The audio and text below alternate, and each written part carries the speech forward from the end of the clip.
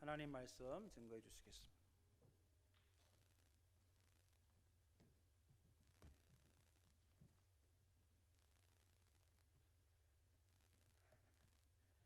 네, 많이 떨립니다.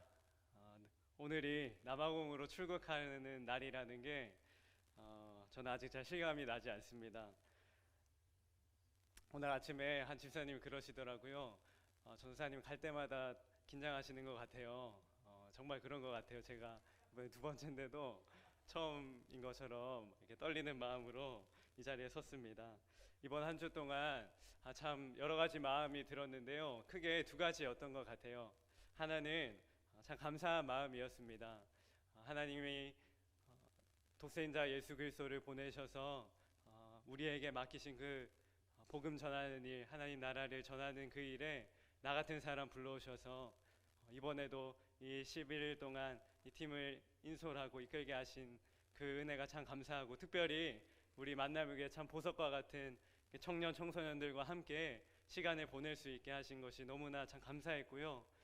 또 다른 한편으로는 죄송한 마음이었어요.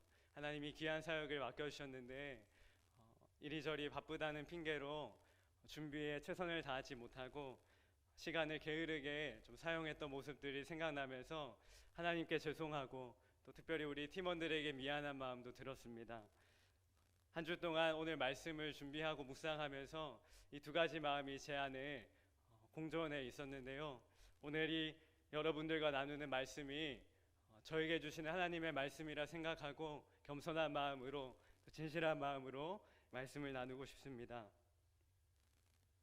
파송이라는 말은 특별한 목적을 위해 보낸다라는 의미를 가지고 있습니다. 어떤 일을 하기 위해, 어떤 목적을 이루기 위해 누군가를 보내는 것, 그것을 파송이라고 말합니다.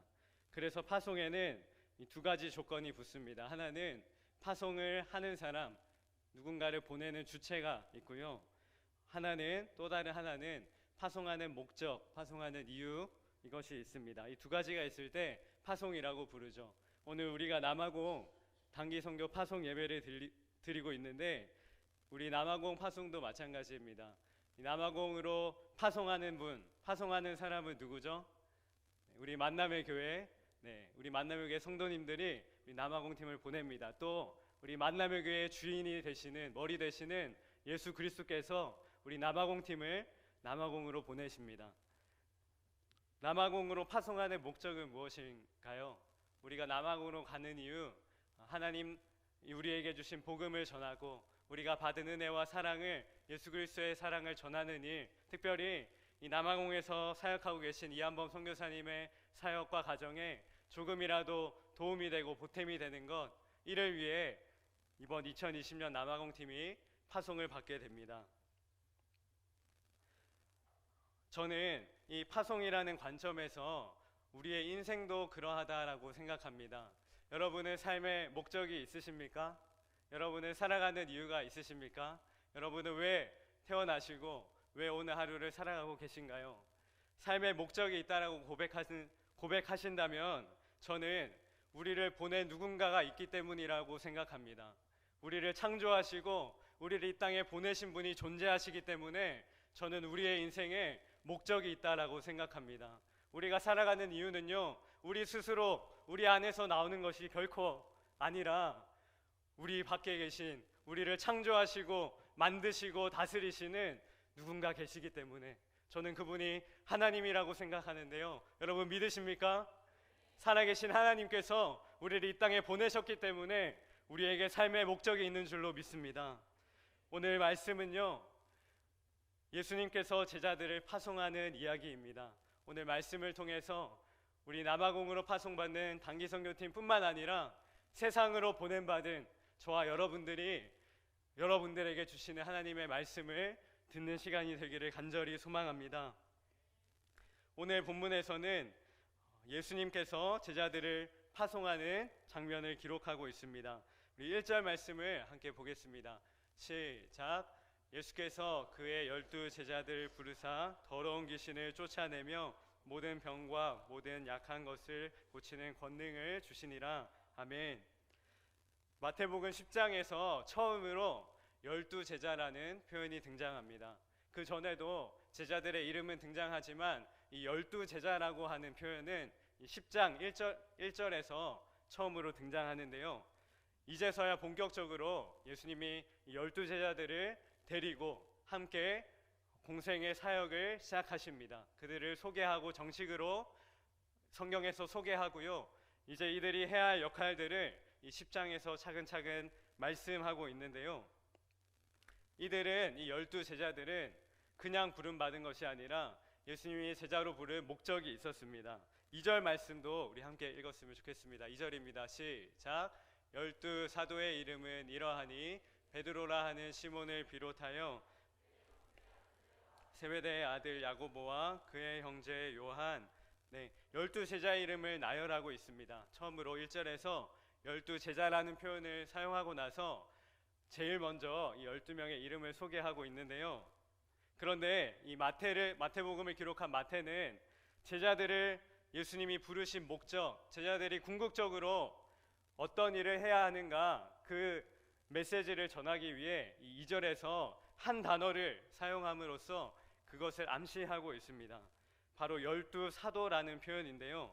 2장의 처음에 열두 사도의 이름은 이러하니라고 마태는 기록하고 있습니다. 저는 이것이 의도적으로 제자라는 표현 대신 열두 사도라는 말로 바꾸었었다라고 저는 생각합니다. 왜냐하면요, 이 사도라는 말은 원어로 보면 아포스톨로스라는 단어인데요, 직역하면 보냄을 받은 자라는 뜻입니다. 파송받은 사람, 보냄받은 사람, 이런 뜻을 가지고 있습니다. 다시 말하면 열두 제자를 예수님께서 부르신 후에 이렇게 기록하는 것이죠. 12명의 보냄받은 사람들의 이름은 이러합니다. 베드로, 야고보, 요한 쭉쭉쭉 기록되어 있는 것이죠.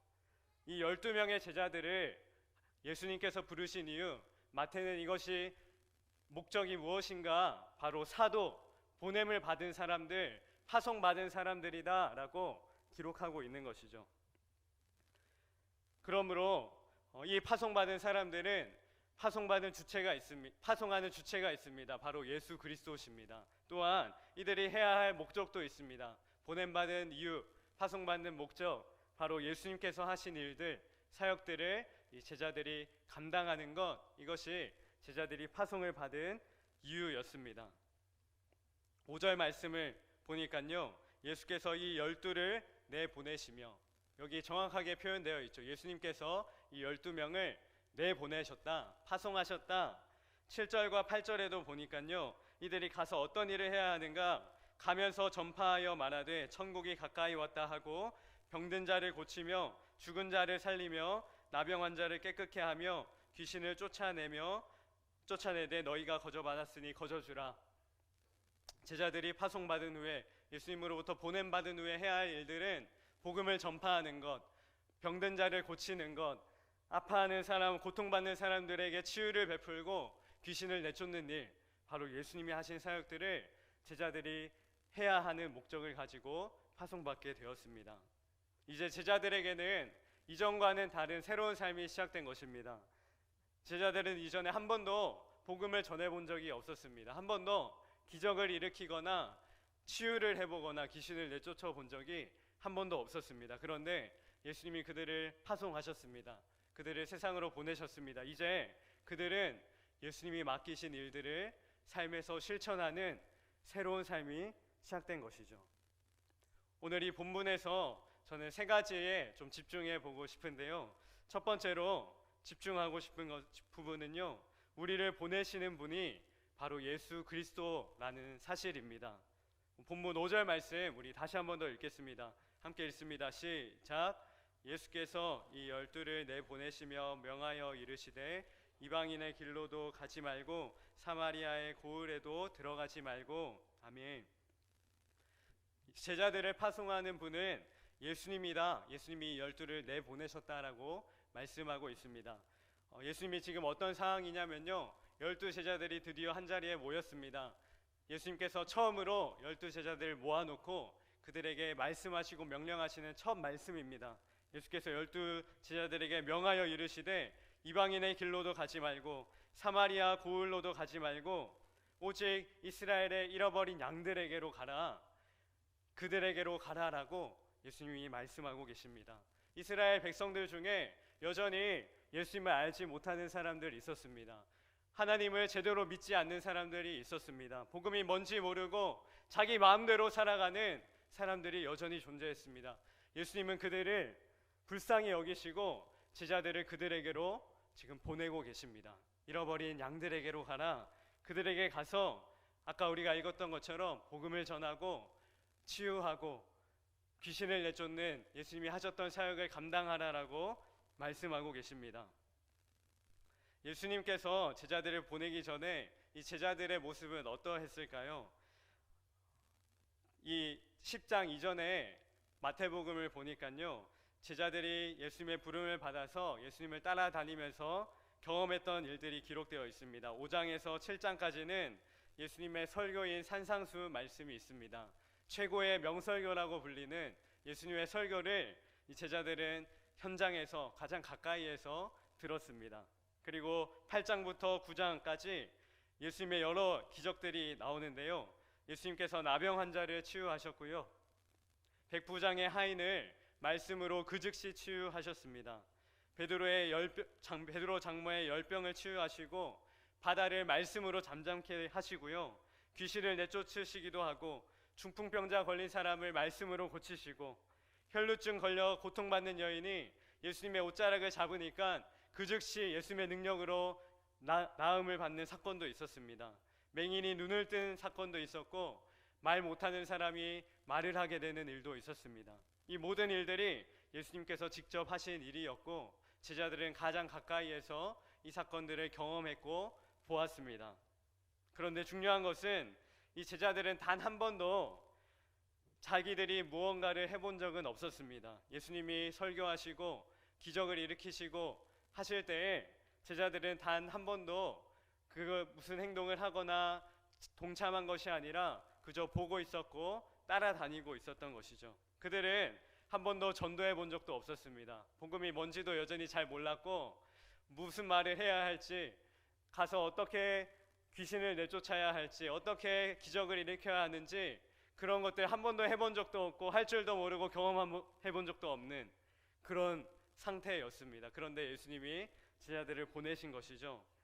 저는 이 제자들 모습을 보면서 저와 특별히 우리 남아공으로 이번에 선교가는 우리 팀원들의 모습이 아닌가 생각이 들었습니다.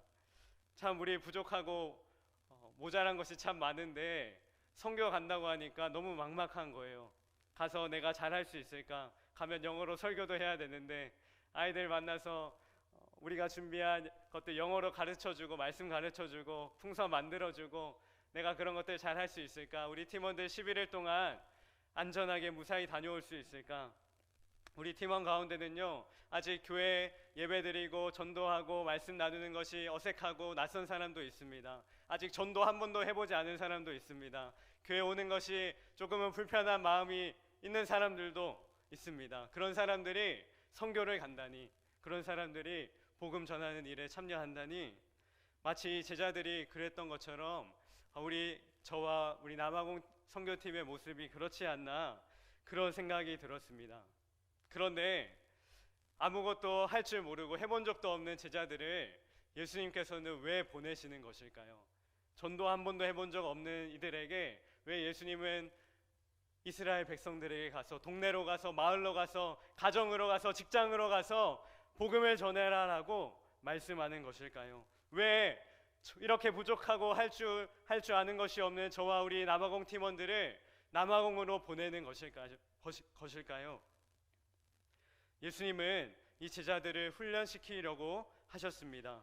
예수님은 이 제자들을 부르신 이유가요, 단지 자기 심부름 시키거나 자기 그냥 따라다니다가 끝나는 것이 아니라 이들을 훈련시키고 변화시켜서 결국에는 예수님의 사역을 감당할 수 있는 또 다른 제자를 낳을 수 있는 사람들로 세워서 파송하시려는 목적을 가지고 계셨습니다. 요한복음 17장 말씀을 보면요, 예수님께서 십자가 지시기 전에 마지막으로 하나님께 기도하는 장면이 나오는데요, 예수님께서 하나님께 간절히 기도하시면서 이런 기도를 하십니다. 17장 18절입니다. 아버지께서 나를 세상에 보내신 것 같이 나도 그들을 세상에 보내었고, 아멘. 하나님이 예수 그리스도를 세상에 보내신 것처럼 나 예수 그리스도도 그들을 세상에 보낸다. 여기서 그들은 예수님의 12제자들을 말합니다. 예수님이 12제자들을 부르신 이유는요, 하나님이 예수 그리스도를 보내서 이 땅에 죽어가는 영혼들을 구원하시고 이 땅의 모든 인류의 구원의 길을 열어주시고 이제 이 악하고 타락하고 아픔이 많은 세상 가운데 구원의 길을 열어주시고 생명의 길을 열어주신 예수 그리스도를 보내주신 것처럼 나 예수 그리스도도 제자들을 세워 세상에 그들을 파송한다. 이것이 내가 온 이유이고 제자들을 부른 이유이다라고 하나님 앞에 간절히 기도하고 있습니다. 그렇습니다. 예수님이 제자들을 부르신 이유는요, 그들을 파송하기 위함이었습니다. 어디로요?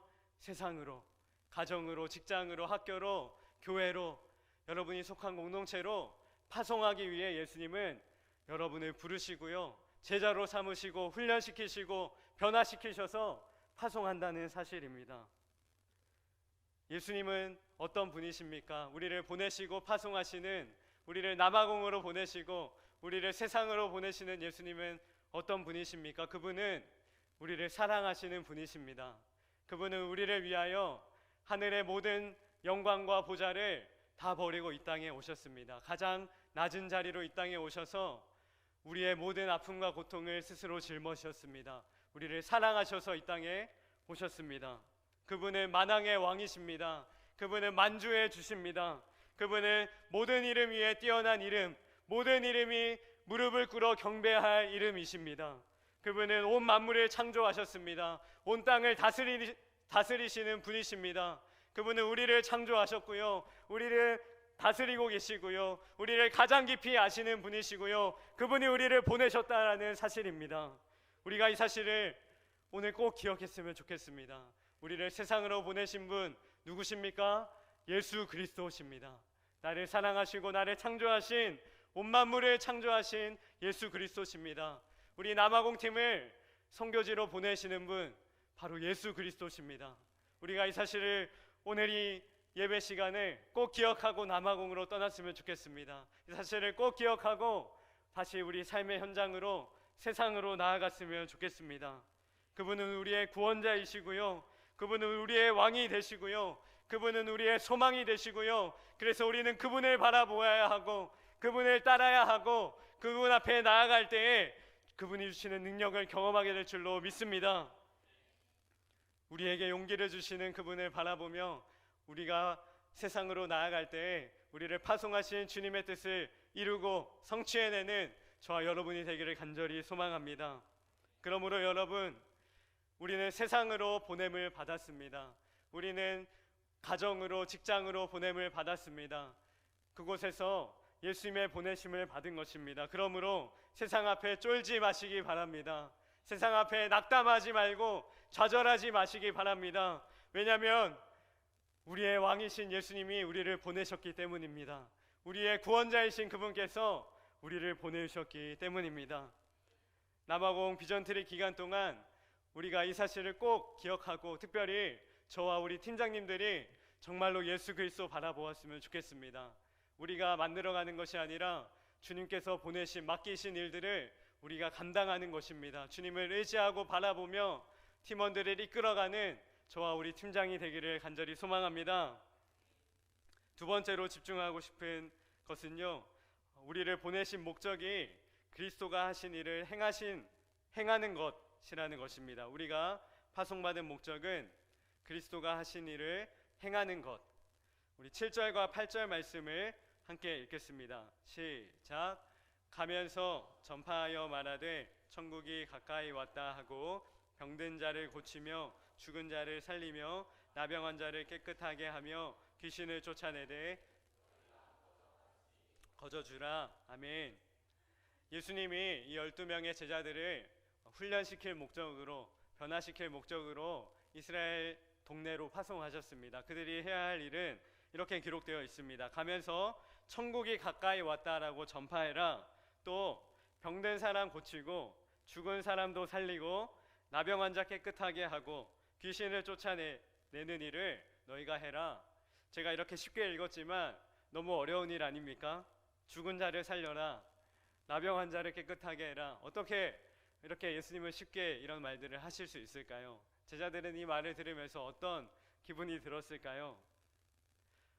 예수님께서 말씀하신 이 7절과 8절 말씀은 모두 예수님이 이전에 직접 행하셨던 일들입니다. 아까 제가 말씀드렸듯이 이 5장부터 9장까지 예수님이 설교하시고 많은 기적들을 일으키셨는데 똑같이 행하셨습니다. 천국이 가까이 왔다, 회개하라라고 예수님 복음을 전파하셨고요. 병든 사람들을 고쳤습니다. 나병 환자, 중풍병자, 혈루증 여인, 또 죽은 자를 살리시고요. 나병 환자도 깨끗하게 하시고 귀신을 들린 여종을 귀신을 쫓아내기도 하셨습니다. 이 7절, 8절에 기록되어 있는 예수님이 명령하시는 말들은 모두 예수님께서 실제로 행하셨던 일들이었습니다. 예수님이 파송하시는 목적은요, 바로 이것입니다. 예수님이 행하신 일들을 너희도 가서 행해라.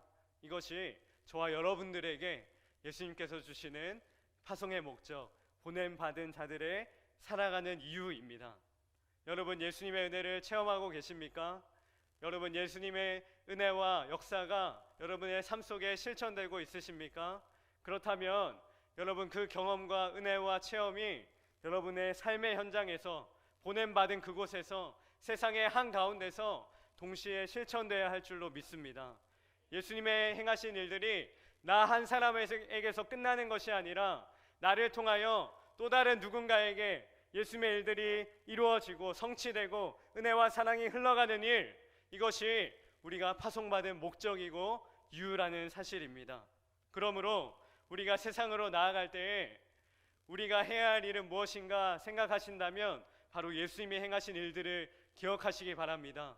여러분 삶에 예수님이 행하신 일, 죽어가는 나를 살려주시고 아무 소망 없고 희망 없고 비전 없고 꿈 없던 나를 만나주셔서 이제 하나님의 나라를 보게 해주시고 예수님의 은혜 안에서 삶의 의미를 발견해가게 하시고 좋은 사람들을 만나게 하시고 교회를 만나게 하셔서 삶의 이유와 목적을 발견하게 하시는 그 하나님의 은혜를 여러분의 삶의 현장에서 만나는 사람들에게 그 은혜를 나누고 또 다른 제자를 양육하고 키워내는 저와 여러분이 되기를 간절히 소망합니다. 우리 남아공에 가서요, 우리가 하고 싶은 거 하는 게 아니라 예수님이 행하신 일들을 우리가 하기를 원합니다. 아이들 만나고 우리가 준비한 태권무와 춤과 영상과 노래 이거 보여줄 때 우리가 열심히 준비했으니까 마음껏 즐기라는 마음이 아니라 예수님이 나에게 행하신 일이 이만큼 놀라운 일이라는 마음으로, 뜨거운 마음으로, 감격하는 마음으로, 그 눈물 나는 마음으로 영혼들을 만나고 대하고 섬기고 그렇게 주님 앞에 열정과 헌신으로 나아가는 11일의 시간이 되기를 간절히 소망합니다. 그렇게 여러분 함께 기도해 주시고요, 우리가 파송받은 목적이 예수님께서 나에게 행하신 일을 전하고 노래하고 주님께 영광 돌리는 것이라는 것을 꼭 기억하는 저와 여러분 되기를 간절히 축복합니다. 마지막으로 주목하고 싶은 것은요, 다른 것에 한눈 팔지 말라라는 것인데요, 9절과 10절 말씀 마지막으로 함께 한 목소리로 읽겠습니다. 시작. 너희 전대에 금이나 은이나 동인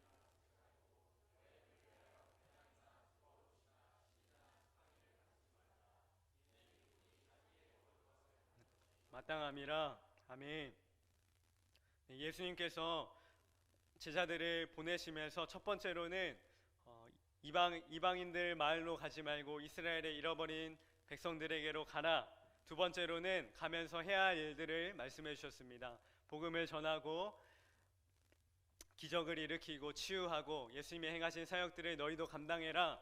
마지막으로 명령하시는 것은 9절과 10절에서 여행을 떠나면서 금이나 은이나 돈이나 지팡이나 신발이나 너무 많이 가져가지 말고 꼭 필요한 최소한의 것들만 가져가라.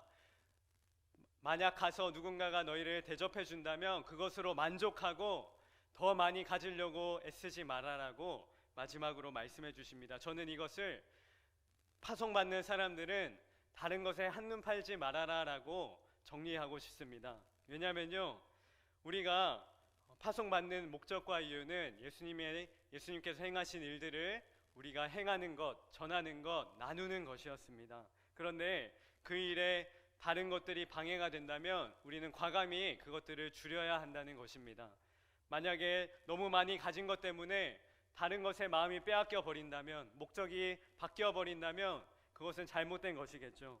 돈을 많이 가져가서 오히려 다른 문제가 생기고 돈에 마음이 뺏겨 버린다면 우리의 목적을 상실해 버리는 것이 될 것입니다. 우리가 파송받은 자들이라면, 예수님으로부터 보냄받은 자들이라면 다른 것에 한눈 팔지 않고 우리에게 맡겨주신 은혜와 사명에 집중해야 할 줄로 믿습니다. 우리 남아공 단기 선교 가면서 짐을 최소한으로 줄였습니다. 여러 가지 많은 공용 짐들이 있지만 개인의 짐들은 최소한으로 줄여서 싣는 용품들도 최소한으로 줄였고요. 가서 있는 것들 쓰는 걸로 했고, 또 옷가지들, 또 신발, 여러 가지들 최대한으로 줄여서 기내에 실을 수 있도록 준비해서 가는데요. 여러분, 단순히 여러분 고생시키려고 그렇게 하는 것이 아니라 우리에게 꼭 필요한 것들만 가져가는 것, 저는 이것이 선교의 중요한 본질 중에 하나라고 생각합니다. 우리가 가서 조금 부족할 수 있습니다. 조금 모자랄 수 있습니다. 불편한 것이 있을 수 있어요. 그런데 우리가 선교 간 이유, 파송받은 이유는 가서 잘 먹고 잘 누리려고 하는 것이 아니라요, 가서 은혜를 나누는 것입니다.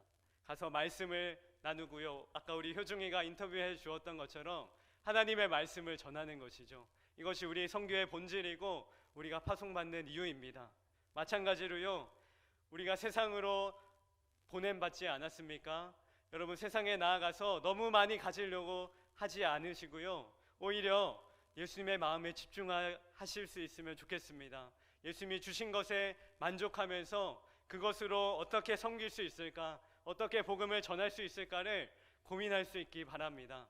너무 많이 가지는 것보다 이미 받은 것에 감사하면서 예수님의 은혜를 어떻게 나눌 수 있을까 고민할 때에 예수님께서 필요한 것들을 채워주실 줄로 믿습니다. 말씀을 정리하려고 합니다. 오늘 세 가지에 집중하였는데요, 예수님께서 제자들을 파송하시면서 첫 번째로 예수님께서 우리를 보내신다라는 것에 우리는 집중했습니다. 예수님 어떤 분이셨습니까? 우리를 사랑하시고 창조하신 분이십니다. 우리를 다스리시는 만물의 주가 되신 만왕의 왕이 되신 분이십니다. 그분이 우리를 보내셨다는 사실을 우리 이 시간 꼭 기억하고 남아공으로, 또 우리 각자 속한 세상으로, 공동체로 나아가기를 원합니다. 두 번째로 우리가 파송받은 목적은 무엇인가요? 바로 그리스도가 행하신 일, 나에게 베풀어 주신 은혜를 전하고 행하는 것, 그것이 우리가 세상에서 해야 할 일일 줄로 믿습니다. 마지막으로 다른 것에 한눈 팔지 말아야 합니다. 우리에게 꼭 필요한 것들, 그것이 있다면 믿음으로 나아가서 주님 주신 것들에 감사하며 어떻게 받은 은혜를 나눌 수 있을지를 고민하고 나눌 수 있는 우리 저와 여러분 되었으면 좋겠습니다. 우리 함께 찬양하고 싶은데요, 우리 찬양팀 좀 준비해 주시고요, 자리에 한번 일어나셨으면 좋겠습니다.